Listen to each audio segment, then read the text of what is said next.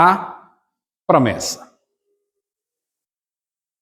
O texto é interessante, né? Ele fala aí, ó, Simão Pedro, servo e apóstolo de Jesus Cristo, aos que conosco obtiveram fé igualmente preciosa na justiça do nosso Deus e Salvador Jesus Cristo. A graça e paz sejam multiplicadas no pleno conhecimento de Deus e de Jesus Cristo, nosso Senhor. Então, Pedro estava falando com aqueles irmãos lá no passado, mas que também serve para nós hoje.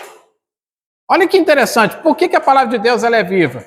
Porque ele fala, olha, servo e apóstolo de Jesus Cristo, aos que conosco obtiveram fé igualmente preciosa na justiça do nosso Deus e Salvador Jesus Cristo. Se você está aqui hoje, é porque você obteve o quê? Fé. Na onde?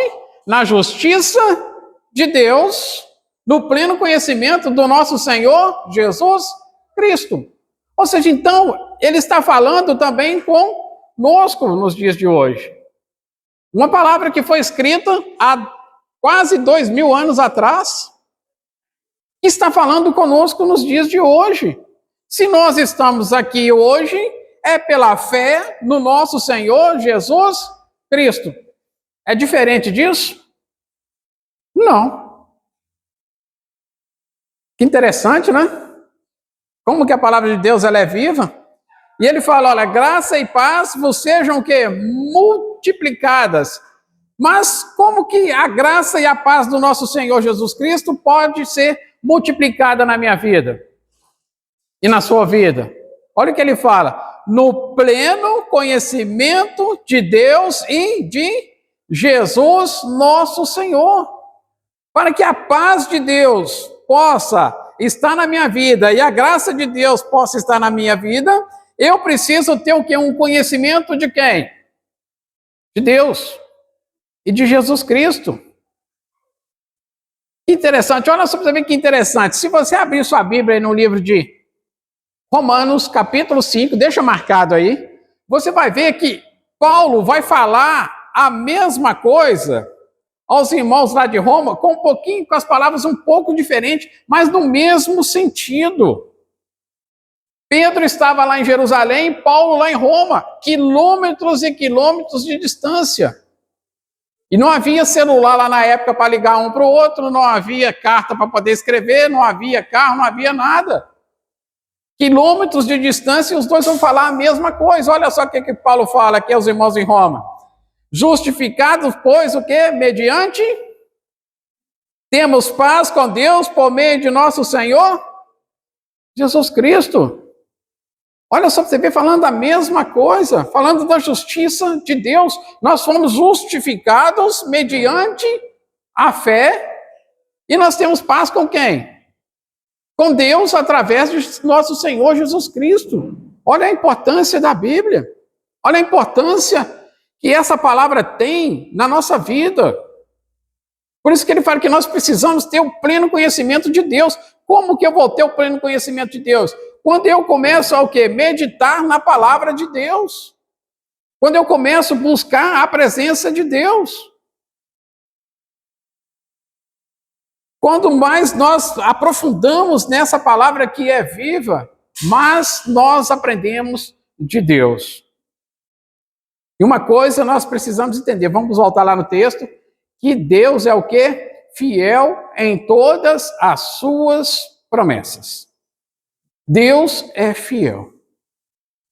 E ele vai falando aí no versículo 3. Visto como, pelo seu divino poder, nos têm sido doadas todas as coisas que conduzem à vida e à piedade, pelo conhecimento novamente, pelo conhecimento completo daquele que nos chamou para a sua própria glória e virtude. Então veja bem, irmãos, Deus é tão bom conosco que a salvação é gratuita. Deus preparou tudo para nós e nos tem sido doadas. É o que está falando no texto, vimos, visto que como pelo seu divino poder nos têm sido doadas todas as coisas que conduzem à vida e à piedade. Mas aonde eu vou encontrar? Aqui. Na palavra de Deus, que está nas suas mãos. Por isso a importância de nós cada vez mais buscarmos esse conhecimento de Deus. Por que ele está falando aqui? Olha, pelo conhecimento completo daquele que nos chamou para a sua glória e virtude. Por isso a importância de meditarmos cada vez mais na palavra de Deus, buscarmos cada vez mais conhecimento dele, estudando a palavra de Deus. E ele vai falando aí no versículo 4, pelas quais nos têm sido novamente, olha, doadas as suas preciosas e muito grandes promessas. Deus nos prometeu vida eterna. Nos prometeu? Através de quem? Jesus Cristo. Ele vai cumprir? Vai, porque ele é fiel. E nós temos o quê? Uma preciosa e grande promessa de Deus. E olha o que ele vai falando aí. Para que por elas vos torneis coparticipantes da natureza divina, livrando-vos da corrupção e das paixões que há no mundo. E ele vai falando, olha, para que vos torneis o quê? Coparticipantes da natureza divina. Quando Deus criou o homem, o que a palavra de Deus fala? Nos criou a sua imagem e a sua semelhança. Quando o homem peca, cai, ficou somente a imagem. A semelhança de Deus saiu de nós, que é a natureza divina. Saiu do homem quando o homem pecou. Mas quando Cristo morre lá na cruz, e nós aceitamos o sacrifício dele, e nós nos convertemos no evangelho da nossa salvação, nós cremos no nosso Senhor Jesus Cristo, e nós somos batizados, nós nos tornamos o quê? Novamente, natureza divina. Essa natureza que foi tirada através do pecado, ela agora habita em nós através de Jesus Cristo. É o que ele está falando aqui. Para que por elas vos torneis coparticipantes da natureza divina. Essa natureza volta a fazer parte da nossa vida. E ele falando, livrando-vos da corrupção, das paixões que há no mundo. Nos tirando daquilo que nos levava para a condenação e para a morte eterna. Agora em Cristo, todas as coisas nos foram dadas e são preciosas e nos levam para a vida e vida eterna. E Deus é fiel na sua promessa. Ele nos prometeu vida eterna em Cristo Jesus. E ele vai cumprir aquilo que ele prometeu. Você pode estar bem certo disso, que ele vai cumprir. Mas, e agora? Será que nós também somos fiéis? Será que nós temos sido fiéis a Deus? Será que nós temos sido fiéis àquela promessa que nós fizemos aqui, quando nós confessamos o nome do nosso Senhor Jesus Cristo? O que nós falamos? Nós prometemos que seremos fiéis até o fim. Prometemos aqui, diante da igreja e diante do Pai. Fizemos uma promessa a Deus de sermos fiéis até o fim. Mas o problema todo é que muitas vezes nós não conseguimos cumprir as nossas promessas. Estou falando mentira? Às vezes, nós não conseguimos cumprir aquilo que nós prometemos. Você quer ver uma coisa interessante? Todas as pessoas no mundo inteiro, quando vão se casar, o que prometem? Ser fiel um ao outro, não é isso? Muitos casamentos são destruídos por causa de quê?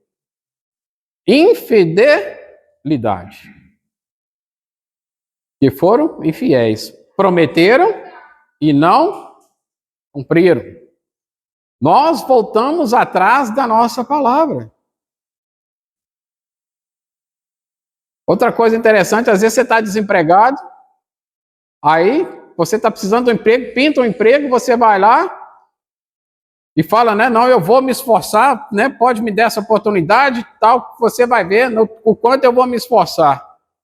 Aí, ganhamos um emprego, muitas vezes só trabalhamos na presença do patrão. Quando o patrão está longe, começamos a mossegar, a fazer corpo mole. Estou mentindo? Não é assim que as pessoas vivem, né? Não está perto, aí começa a mossegar, não trabalha, não se esforça. Ou seja, voltou atrás da sua palavra. Muitas vezes nós falamos, Deus, nós seremos fiéis até o fim. Mas às vezes não conseguimos ser fiéis durante o culto.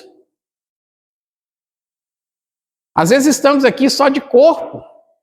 A alma e o espírito estão mergulhados lá não sei aonde. O corpo está aqui, mas a alma e o espírito estão em outro lugar. Não conseguimos ser fiéis nem durante o culto.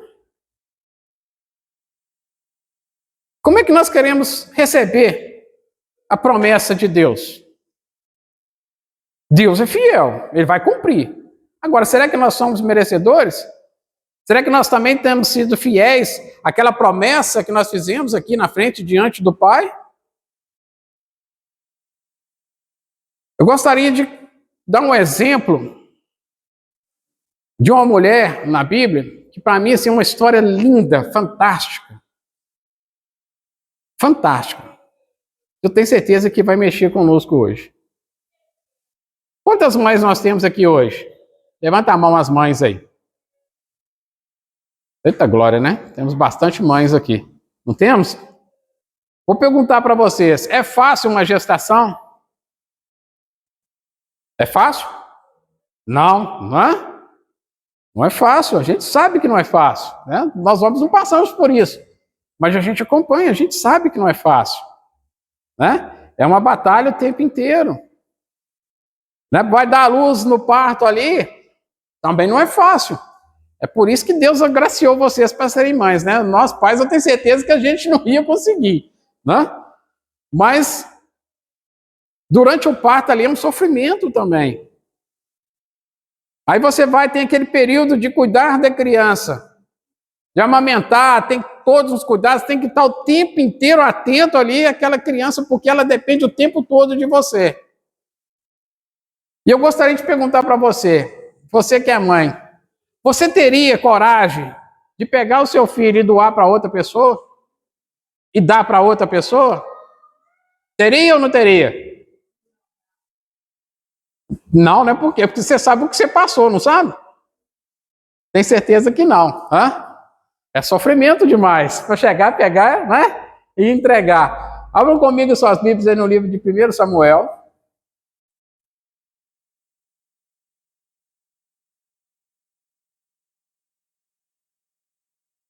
Primeiro Samuel.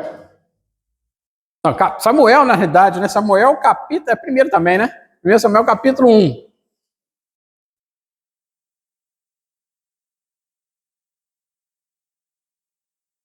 Havia um homem chamado Elcana, um homem temente a Deus, que servia a Deus e que todo ano ele subia lá para a cidade de Siló para fazer o sacrifício anual a Deus, ele e toda a sua família. Era um homem temente a Deus. E esse homem tinha duas esposas. Uma chamava Ana e a outra chamava Penina. Ana era estéril, não tinha filhos. E Penina sempre gerando filhos. E Penina sempre provocando a Ana, porque não dava filhos a Eucana. E Ana, então, ela vivia o que é amargurada de espírito. Ela vivia angustiada. Mesmo ela sendo mais amada por Elcana, ela vivia angustiada, porque ela não conseguia gerar filhos. Enquanto a outra esposa dele, né, gerava ali, toda hora gerava filho, dava filho para Elcana o tempo todo. E Ana, coitada, não tinha esse privilégio. Era uma pessoa de alma angustiada. Mas um belo dia, quando eles subiram para adorar a Deus, Ana teve uma ideia de ir o quê? Orar ao Senhor, e ela foi sozinha orar a Deus. E olha o que ela diz aqui, versículo 9. Após terem comido e bebido em Siló, estando Eli, o sacerdote, assentado numa cadeira, junto a um pilar do templo do Senhor, levantou-se Ana e com amargura de alma, você entende o que é isso? Amargura de alma. Olha o sofrimento dessa mulher. Um sofrimento insuportável. Uma dor. Vocês imaginam a dor que essa mulher sentia, a angústia que essa mulher sentia dentro dela. Ela tinha amargura na sua alma. É uma dor insuportável. E olha o que ela está falando aqui. Levantou-se Ana com amargura de alma, orou ao Senhor e chorou abundantemente. Ela começou a orar ao Senhor e se derramou diante de Deus. Chorou de desespero, de angústia, de dor. Ela rasgou o seu coração na presença de Deus. Ela derramou o seu espírito na presença de Deus. E vai falando aqui, ó, e fez um voto dizendo: Senhor dos exércitos, se benignamente atenderes para a aflição da tua serva, e de mim te lembrares, e da tua serva te não esqueceres, e lhe deres um filho varão, ao Senhor o darei por todos os dias da sua vida, e sobre a sua cabeça não passará navalha. Olha o que essa mulher prometeu. Olha a promessa dela. Senhor, se o Senhor lembrar de mim e me der um filho, eu vou dar ele para o Senhor. A mulher de alma amargurada, angustiada, desesperada, uma dor profunda na alma.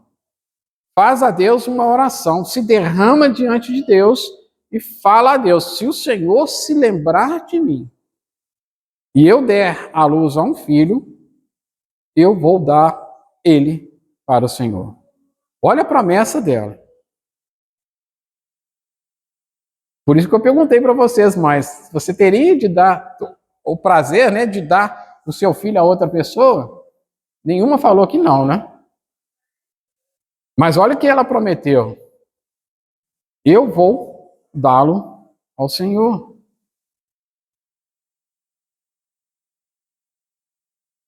Versículo 12 vai falando aí. Demorando-se ela no orar perante o Senhor. A oração dela não chegou lá, oração de 30 segundos, não. Ela ficou ali, ó, chorando na presença de Deus, né? Deus fala que demorando-se ela no orar perante o Senhor, passou a Eli, o sacerdote, né, a observar-lhe o movimento dos lábios. Porquanto Ana só no coração falava, seus lábios se moviam, porém não se lhe ouvia voz nenhuma. Por isso Eli a teve por embriagada. Olha o ponto que ele pensou, né? Tá bêbado. Porque ela orava o quê? De coração a Deus, né? Os seus lábios somente mexiam. Não saía a voz da sua boca. Versículo 13. Porquanto Ana só no coração falava, seus lábios se moviam, porém não se lhe ouvia voz nenhuma, por isso Eli a teve por embriagada e lhe disse: até quando estarás tu embriagada? Aparta de ti esse vinho. Porém Ana respondeu: não, Senhor meu, eu sou mulher atribulada de espírito. Não tinha paz, porque o fato dela não ter filhos amargurava a sua alma. E ela fala: não bebi vinho e nem bebida forte, porém venho derramando a minha alma perante o Senhor. Ela derramou sua alma na presença de Deus. Ela rasgou o seu coração. Olha o desespero dessa mulher. Olha o desespero, né? A vontade que ela tinha de poder dar à luz a um filho. E Deus atendeu a essa oração. Deus atendeu ao pedido de Ana. Versículo 19. Levantaram-se de madrugada e adoraram perante o Senhor, e voltaram e chegaram à sua casa a Ramá. Elcana coabitou com Ana, sua mulher, e lembrando-se dela o Senhor, ela concebeu e, passado o devido tempo, teve um filho, o qual aqui chamou Samuel, pois dizia: do Senhor o pedi. Olha só, Deus atende a oração quando é feita com fé? Atende? Atende. Quando nós rasgamos nosso coração, quando nós derramamos diante de Deus, Deus atende as nossas preces. Deus atende as nossas orações. E Deus atendeu a oração de Ana. E Ana, então, teve o privilégio de se tornar mãe. Glória a Deus. Glória a Deus por isso. E vai falando no versículo 21. Subiu Elcana, seu marido, com toda a sua casa, novamente ele ia todo ano a adorar a Deus, né? A sacrificar a Deus lá em Siló. Fala, subiu Elcana, seu marido, com toda a sua casa, a oferecer ao Senhor o sacrifício anual e a cumprir o seu voto.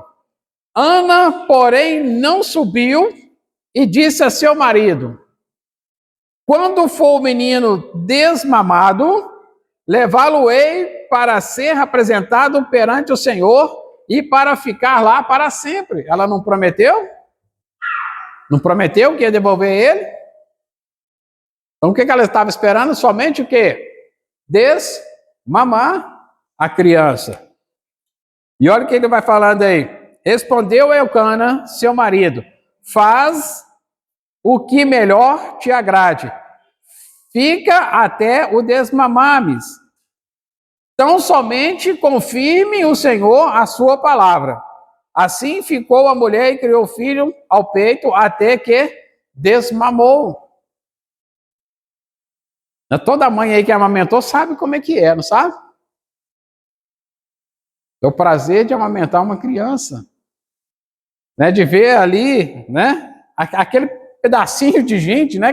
Aquele tuquinho de gente ali, sendo dependente seu.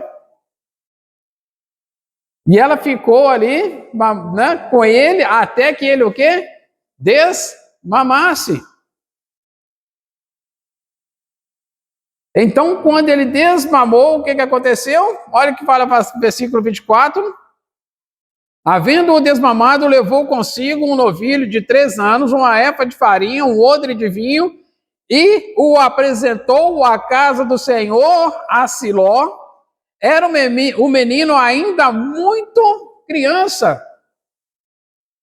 Quando a criança começa a desmamar, ela está com quantos anos? Depende muito da criança, né? 7 anos? 7 anos foi muito aí, né?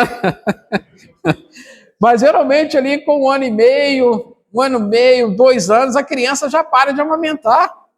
É raridade passar um pouquinho disso aí, né? E ela teve o prazer de ter a sua criança mais ou menos essa idade. 1 ano e meio, 2 anos ali, ela deve ter ficado com ele, né?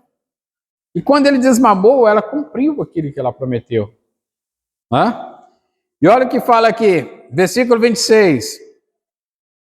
E disse ela: Ah, meu Senhor, tão certo como vives, eu sou aquela mulher que aqui esteve contigo orando ao Senhor. Por este menino orava eu, e o Senhor me concedeu a petição que eu lhe fizera. Pelo que também o trago como devolvido ao Senhor por todos os dias que viver, pois do Senhor o pedi, e eles adoraram ali o Senhor. Maravilha, né? Ela fez uma promessa a Deus. Não fez? Uma promessa inusitada. Tinha um desejo enorme de ser mãe. Era estéril. Deus foi fiel com ela, deu a ela o que ela pediu, e ela também foi o quê? Fiel com Deus. Ela não voltou atrás da sua palavra. Ela disse: se o Senhor me der um filho, varão, eu vou devolvê-lo para o Senhor. E o Senhor concedeu a ela esse filho, e ela pegou o filho e devolveu para o Senhor. Ela foi fiel naquilo que ela prometeu, na sua promessa.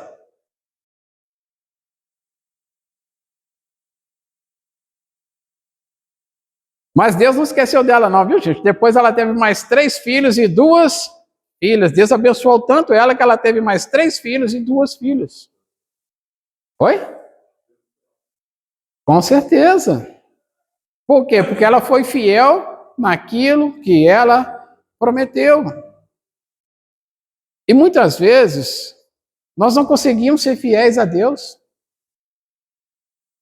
Prometemos e não cumprimos. Olha o exemplo de Ana. Aquilo que ela mais queria na vida, que era ter um filho. Ela pediu e devolveu. Ela foi fiel a Deus. E muitas vezes nós prometemos aqui, de sermos fiéis a Deus e não cumprimos com a nossa palavra. Que essa mulher possa ser exemplo para nós. A atitude que ela teve possa ser exemplo para nós. Para que nós possamos cumprir tudo aquilo que nós prometemos a Deus.